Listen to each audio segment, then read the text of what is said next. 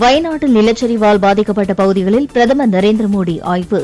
கேரளா வந்த பிரதமரை கண்ணூர் விமான நிலையத்தில் ஆளுநர் ஆரிஃப் முகமது கான், முதலமைச்சர் பினராயி விஜயன் ஆகியோர் வரவேற்றனர். சூரல் மலையில் மீட்புப் பணிகளுக்காக 30 மணி நேரத்தில் அமைக்கப்பட்ட தற்காலிக பெய்லி பாலத்தை பார்வையிட்டார் பிரதமர் மோடி. கேரள முதலமைச்சர் பினராயி விஜயன், மத்திய அமைச்சர் சுரேஷ் கோபி உள்ளிட்டோருடன் நடந்து சென்று பாதிப்புகளை கேட்டறிந்தார். வயநாட்டில் நிலச்சரிவால் பாதிக்கப்பட்டு நிவாரண முகாம்களில் தங்கியுள்ளவர்களை சந்தித்து பிரதமர் மோடி ஆறுதல். பெற்றோர் மற்றும் குடும்பத்தினரை இழந்த சிறார் மற்றும் இளையோர்களை கட்டி அணைத்து ஆறுதல். வயநாட்டில் நிலச்சரிவால் பாதிக்கப்பட்டு மருத்துவமனையில் சிகிச்சை பெறுவோரிடம் நலம் விசாரித்தார் பிரதமர் மோடி. உயிரிழந்தவர்களின் உருவப்படங்களுக்கும் மலர்கள் தூவி மரியாதை செலுத்தினார். சுதந்திர தினத்தை முன்னிட்டு ஜம்மு காஷ்மீரின் புல்வாமாவில் நடைபெற்ற மூவர்ண கொடி யாத்திரை. வீடுகள் தோறும் தேசிய கொடி இயக்கத்தின் கீழ் தேசிய கொடிகளை ஏந்தியபடி பொதுமக்கள், போலீசார், பாதுகாப்பு படை வீரர்கள் பேரணி. சேலம், ஈரோடு, தருமபுரி, கிருஷ்ணகிரி, திருப்பத்தூர், திருவண்ணாமலை மாவட்டங்களில் இன்று ஓரிரு இடங்களில் கனமழை பெய்ய வாய்ப்பு. தமிழக பகுதிகளின் மேல் ஒரு வளிமண்டல கீழடுக்கு சுழற்சி நிலவுவதாக குறிப்பிட்டு வானிலை ஆய்வு மையம் எச்சரிக்கை. நாமக்கல், கோயம்புத்தூர், நீலகிரி, திருச்சி, பெரம்பலூர் மாவட்டங்களில் நாளை ஓரிரு இடங்களில் மிக கனமழை பெய்ய வாய்ப்பு.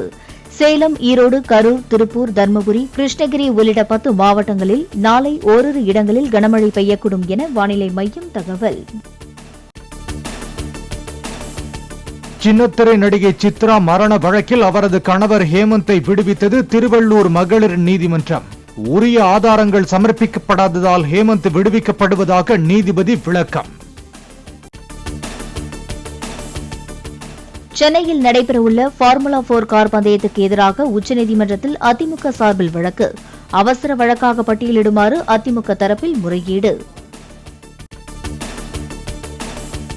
தமிழக பொருளாதாரம் சீர்குலைய ஆரம்பித்திருப்பதாக புள்ளி விவரங்களை ஒப்பிட்டு அண்ணாமலை குற்றச்சாட்டு.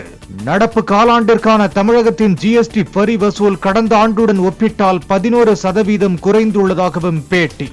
கர்நாடகா 9.9% வளர்ந்திருக்கிறாங்க. தமிழ்நாடு 3.2% வளர்ந்திருக்கோம். வெஸ்ட் பெங்கால் 4.8, கேரளா 4.5. இதை பார்க்கும் பொழுது நம்மளுடைய வளர்ச்சி என்பது கம்பேரிட்டிவா மற்ற மாநிலத்துக்கு கம்பேர் பண்ணும்போது குறைவா இருக்கு. தமிழகத்தில் கூட்டணி ஆட்சி அமைப்போம் என திமுகவோ அதிமுகவோ கூறினால் தற்போதைய அரசியல் சூழல் மாறும் என அண்ணாமலை கருத்து. பெரிய கட்சிகள் கூட்டணி ஆட்சி அமைக்கலாம் என அழைத்தால் கூட்டணியில் மாற்றம் வரலாம் எனவும் பேட்டி. பொறியியல் கல்லூரிகளில் பேராசிரியர்கள் உள்ளது போன்று கணக்கு காண்பித்து முறைகேடு செய்தது தொடர்பாக விளக்கமளிக்க மேலும் 10 நாட்கள் அவகாசம். தனியார் பொறியியல் கல்லூரிகள் கேட்டுக்கொண்டதால் அண்ணா பல்கலைக்கழகம் அனுமதி. ஒலிம்பிக்கில் வெண்கலம் வென்று தாயகம் திரும்பிய இந்திய ஹாக்கி அணி வீரர்களுக்கு டெல்லி விமான நிலையத்தில் உற்சாக வரவேற்பு. பதக்கங்கள் அணிந்தபடி விமான நிலையம் முன்பு நடனமாடிய வீரர்கள். தலைமறைவாக உள்ள ரவுடி சம்போ செந்திலின் இருப்பிடத்தை அறிய தேசிய தகவல் மையத்தின் உதவியை நாடிய சென்னை போலீஸ். 11 ஆன்லைன் செயலிகள் மூலமாகவும் 10 இன்டர்நெட் கால் எண்கள் மூலமாகவும் தனது கூட்டாளிகளுடன் சம்போ செந்தில் பேசியதாக போலீசார் தகவல். கடந்த ஆண்டு மகன் அஸ்வத்தாமன் கைதானதற்கு ஆம்ஸ்ட்ராங்கே காரணம் என கூறி அவரிடம் சிறையில் இருந்தபடி நாகேந்திரன் செல்போனில் வாக்குவாதத்தில் ஈடுபட்டதாக தகவல்.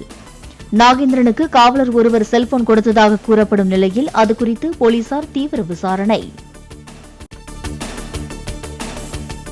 சென்னையில் நேற்று அனுமதியின்றி போராட்டத்தில் ஈடுபட்டதாக ஆம்ஸ்ட்ராங் மனைவி இயக்குநர் ப. ரஞ்சித், பிஎஸ்பி மாநில தலைவர் ஆனந்தன் மீது வழக்கு பதிவு. சட்டவிரோதமாக கூடுதல் உள்ளிட்ட 2 பிரிவுகளின் கீழ் மொத்தம் 1500 பேர் மீது வழக்கு பதிந்த நுங்கம்பாக்கம் போலீசார். சென்னை பல்கலைக்கழகத்தில் பேராசிரியர்கள் நியமனத்தில் முறைகேடு என 2018 அளிக்கப்பட்ட புகார் நீண்ட காலமாக நிலுவை. விசாரணை நடத்த சென்னை பல்கலைக்கழகத்திற்கு உயர்நீதிமன்றம் உத்தரவு. திருநெல்வேலி மாநகராட்சியின் 7வது மேயராக பதவியேற்றார் கிட்டு என்கிற ராமகிருஷ்ணன். மாநகராட்சி ஆணையர் தாக்கரே சுபம் பதவி பிரமாணம் செய்து வைத்தார். சென்னையில் ஆபரண தங்கத்தின் விலை சவரனுக்கு 160 ரூபாய் உயர்ந்து 51,560 ரூபாய்க்கு விற்பனை. கிராம் தங்கம் 6,445 ரூபாய்க்கு விற்கப்படுகிறது. உடல் எடை காரணமாக தகுதி நீக்கம் செய்யப்பட்ட வீராங்கனை பினேஷ் போகத்துக்கு ஜப்பான் மல்யுத்த வீரர் ரே ஹிகுச்சி ஆறுதல். உங்கள் வலி எனக்கு புரிகிறது, பின்னடைவுகளில் இருந்து மீண்டு எழுவதே அழகானது என்று வலைப்பதிவு. ஜேம்ஸ் கேமரூன் இயக்கத்தில் உருவாகும் அவதார் படத்தின் 3வது பாகத்திற்கு அவதார் ஃபயர் அண்ட் ஆஷ் என பெயரிட்ட படக்குழு 2025 ஆண்டு டிசம்பர் 19 படத்தை வெளியிட திட்டம்.